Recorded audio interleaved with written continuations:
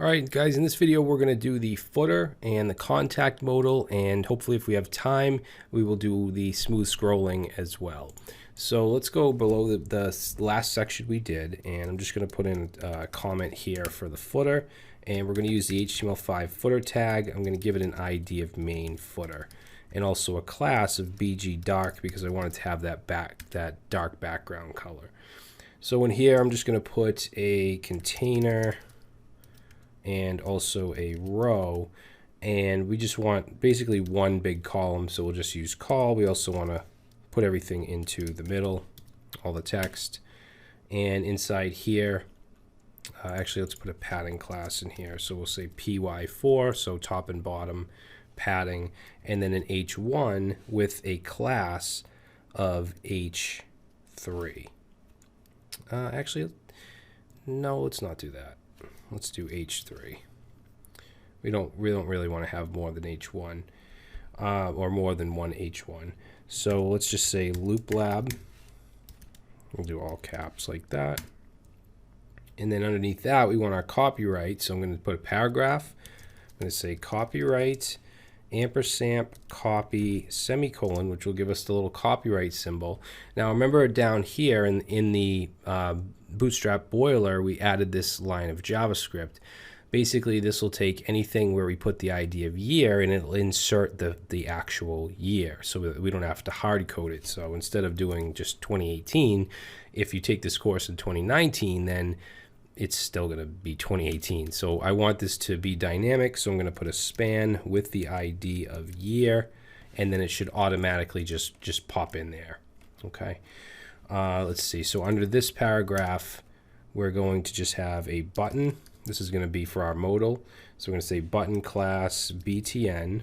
Let's do also btn dash primary, and then we want to add a data toggle attribute, and we want to set that to modal. And then of course we need a data target. It needs to know what is the actual modal, and we're going to just call this number sign contact modal like that. And then inside here we'll just say contact us. That's the actual button text. So if we save that and take a look, it should look like this. Okay, so now we need the modal to actually open when we click this. So we're going to add that next. So we'll go underneath the footer, and let's say contact modal. So this here will have a div with the class of modal. I also want it to fade, so we'll give it a class of fade. And I also want to do text dark, dash dark. And of course this has to have an ID, which is going to match whatever we put here, in this case contact modal. And then let's do our modal dialog class, and we want the modal content, and inside the content we can have a header, modal header. And in the modal header we'll have an h5, and let's give that a class of modal dash title. So there's a lot of different modal classes that goes into this. So this will be, let's say, contact us. Under that we're going to want the close button, so we'll say button, give it a class of close, and we also want to give it an attribute of data dash dismiss, which actually makes it close. So we want to set that to modal. And then inside here, inside the actual button, we're going to put a span, and then we want an X icon. We can use a ampersand times semicolon for that. And then underneath the modal header, which ends here, we want the modal body. And that's where the actual content goes, which is going to be our form. So let's add in here a form. And we'll have a form group, and in here we're going to have a label. We'll say for name, and then an input with a class of form control, and then I'll just copy this form group. So we'll have a name, we'll have an email, and a message. So the second one here, we'll say email. Email, whoops, I didn't mean to do that. So type, we can do an email type. And this next one will be for a message. So label for message. You don't need the 4 attributes, but it's not going to hurt anything. So message. Now message, I actually want to be a text area, so I'm going to get rid of the input type and just do text area. And text areas need to have a closing tag. And let's see, that should do it. So the submit, I'm actually going to put in the footer. So under the modal body, we'll say modal dash footer and put a button. We'll say btn primary, and let's do btn block. And then we'll just say submit. All right, so let's save that, see if that works. So if I click this button here, we get a nice little modal. We can close it up. Good. So now let's implement the final thing that we want here, and that's the smooth scrolling, so it doesn't just appear like this. So we're going to implement scroll spy as well. So when we kind of scroll down, that particular menu item will highlight.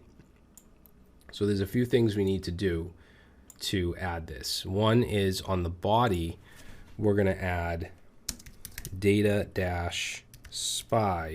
equals scroll. We also want to add a data-target, which is going to be the nav, and we'll give that an ID of main-nav if I didn't already. And we also want this to be a target, so I'm going to give this the ID of home, because when we click home, I want it to go all the way up. So I'm going to put that ID here. Now this main nav needs to be attached to the nav tag here, which I didn't do. So I'm going to just add that. Okay, and then all of our IDs should be in place. So we have home, which is the body right here. We have the explore head tag or head section, create head section, and share head section, which is here, here, and here. Those are the targets we want. Now remember, with scroll spy, we actually have to initialize it. So we're going to go all the way down to the bottom. We'll go under our little current year line here, and we'll say init scroll spy. So for that, we're going to take the body, and we're going to say dot scroll spy, and we want to pass in an object with a target, and that target is going to be the ID of the navigation. So now if I save that, we go back, it's not going to implement smooth scrolling yet, but as I scroll down, watch the nav bar, you'll see it goes from home to explore to create to share, and that's what I want. So for the actual smooth scrolling, I'm going to use the same exact snippet that I used in the sandbox, and instead of just typing it out, I'm going to just paste it in. So 1 second here.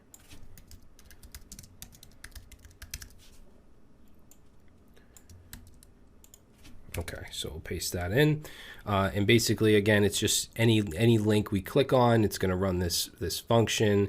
We're going to check to see if it has a hash on the link. If it does, we'll put it in a variable. We'll then do the animate from the scroll top. We'll say 800 milliseconds it'll take to scroll down, and set the window location to that hash value. Okay, so this is a snippet that we'll use in a couple different themes. So let's save it and make sure that it works. So I'm going to go up to the top. I'll hit explore. Nicely scrolls down, create, and share. Cool. And home should go all the way up. So that's it, guys. That is our theme. Now let's make sure that it's responsive and it looks good on small screens. So if we were to look at this on a mobile device, that works good. So we have our explore, head, the main section, the create, the share, and the little footer. Hit the modal. That looks good. Awesome. So we have a completely responsive theme here. and it was pretty easy. Okay, pretty easy, one-page theme.